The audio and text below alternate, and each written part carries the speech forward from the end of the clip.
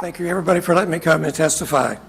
My name is Dale Maris, and I'm from Harrison, Ohio, actually, and represented by Cindy Abrams as my rep down in that part of the country. I'm a retired vice president, manager, and engineer in information technology, and I've got a broad experience across the whole world, actually. I kind of came here just to kind of tell you my family story about this country and how it originated and how it started, and then to kind of compare it to what's happening today. So I had an early ancestor from my father's side of that came to the country. He lived in England. He wasn't a part of the Church of England. He got fined, and then he finally got put in prison for almost a year over there. So he got out of prison. What does he do? He brings his family in 1683, brought his family to America, bought a piece of land from William Penn in Pennsylvania, and settled in Pennsylvania. He became a judge. He became very active in the community, was very active in church, and basically the Friends Church, or what is mostly known as the Quakers. And then his sons and his family carried the Quaker message out west across the country, actually to Kansas, where my father was born and where I was born in Kansas. So came here for great opportunities and had a great opportunity.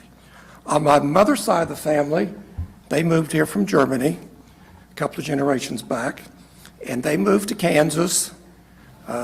They got a farm out in the middle of Kansas, in the middle of nowhere, and my great-grandfather dug a hole in the side of a hill, and they lived in the hole for a year while they were building their house. So I got an uncle that was grown up out there. He was outside, seeing the stars, seeing the sky and everything else, got interested in the stars and the skies and stuff. So, but they were farmers, basically. But my grandmother saved up like $30 is the story in the family, got enough money. He left Kansas, he walked and hitchhiked to Wisconsin because he wanted to go to college. That family at that time, he's lucky if you got 8th grade education at all. So he wound up going to Wisconsin and went to college, which led him on. He was a PhD from Harvard as an astrophysicist. He's discovered many stars and rockets. He put some of the first rockets that we ever put in the United States into space. So again, just how people came to this country, had the freedoms, they could do what they could do and use their selves to do that. I sort of had the same experience in my life. Neither one of my parents graduated from high school, but I wanted to go to college too, kind of like my uncle. So anyway, I managed to go to college, got a degree in mathematics and physics, and then I went into the information technology. I worked for a company out in Oklahoma that allowed me to use my mind and my brain to invent something.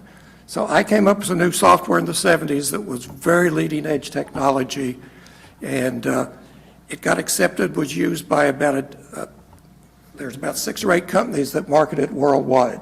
I happened to be over in England one time when they were implementing the software I had developed years earlier.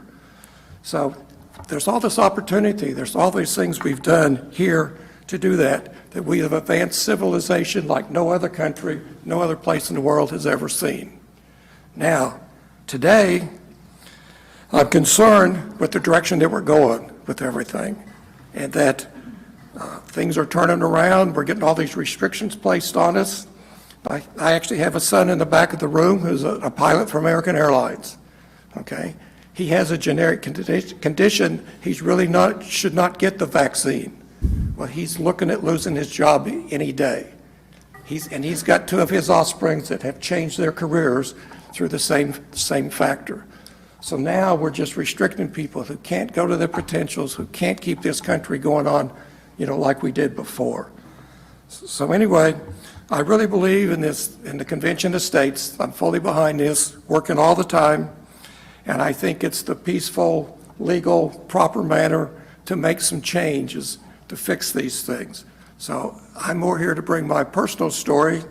And I would add in Harrison, I've also went to the city council in Harrison. They unanimously passed a resolution to support the Convention of States resolution.